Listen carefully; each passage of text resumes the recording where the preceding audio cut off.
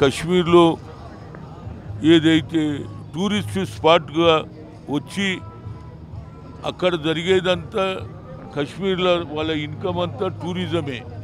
ఆ టూరిజం వల్లనే వాళ్ళు బతుకు తెరుగు ఉన్నది.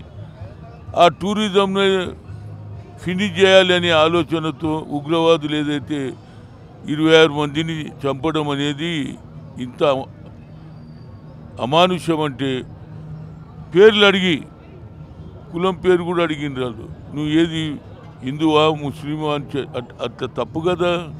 దీని మీద తప్పనిసరిగా కేంద్ర ప్రభుత్వానికి కాంగ్రెస్ అన్ని పార్టీలు మద్దతు ఇస్తుంది. ఈ ఇష్యూలో నో పాలిటిక్స్, అందరు కలిసి దీని మీద ఎక్కడో ఒక దగ్గర ఎండ్ చేయాలి. ఆ ఉగ్రవాదులను మీద యాక్షన్ తీసుకోకపోతే తప్పనిసరిగా ఫ్యూచర్లో ఎవరు కూడా ఏదైతే యాత్రికులు కానీ, కశ్మీర్ అనేది మన గుండెకాయ, ఆ కశ్మీర్ను నాశనం చేయాలనే ఆలోచన చేస్తున్నటువంటి పాకిస్తాన్ ఉగ్రవాదులను తప్పనిసరిగా యాక్షన్ తీసుకోవాలి. అదేవిధంగా ఇవాళ నేను చూసిన వాళ్ళ వీసాలు ఎవరైతే పాకిస్తాన్ నుంచి వచ్చిన వాళ్ళది వీసాలు అందరినీ పంపడానికి ప్రయత్నం చేస్తున్నారు. ఇప్పుడు సీరియస్గా తీసుకోకపోతే ఇలాంటి సంఘటనలు జరుగుతుంటే భారతదేశం అభివృద్ధి చెందుతున్నది, ముఖ్యంగా అన్ని రాష్ట్రాలలో.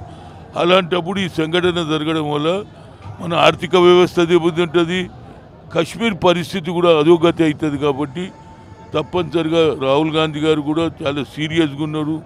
అన్ని పార్టీలు కూడా పూర్తి మద్దతు, నో పాలిటిక్స్. అందరూ కూడా మూకుముడిగా ఇతర కంట్రీస్ వాళ్ళు కూడా చెప్తున్నారు ఇది అన్యాయం అంటున్నారు. దీని మీద ఉగ్రవాదులను ఎవడైతే దాడి చేసినో వాళ్ళని ఖతం చేయాలి. ఇంకో ఆ ఉగ్రవాదులు అది వెనకాల ఎవడున్నాడో అది కూడా తెలుసుకోవాలి. ఇక ముందు ఇలాంటి సంఘటనలు జరగకుండా చూడాలి.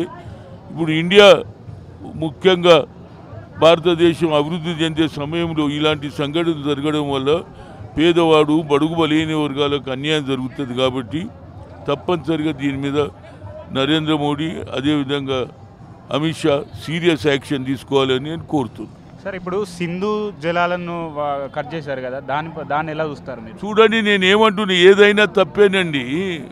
ఇంత నీచంగా నేను చెప్పినా కదా, పేర్లు అడిగి ఎక్కడికి ఇవన్నీ అడగమంటే వాళ్ళ ఉద్దేశం ఏంది?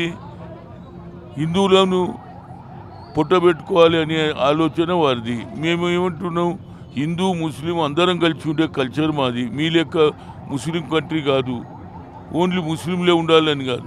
ఇక్కడ మా దగ్గర కాస్మోపాలిటన్ హిందూ ముస్లిం సిక్ ఇసాయి అందరూ ఉంటారు. ఈ భారతదేశం 140 కోట్ల మంది జనాభాలో అందరూ కలిసి ఉంటాం. కాబట్టి ఒకరు వేరు చేయాలనే ఆలోచన మంచిది కాదు. దీని మీద తప్పనిసరిగా నరేంద్ర మోడీ యాక్షన్ తీసుకోవాలి.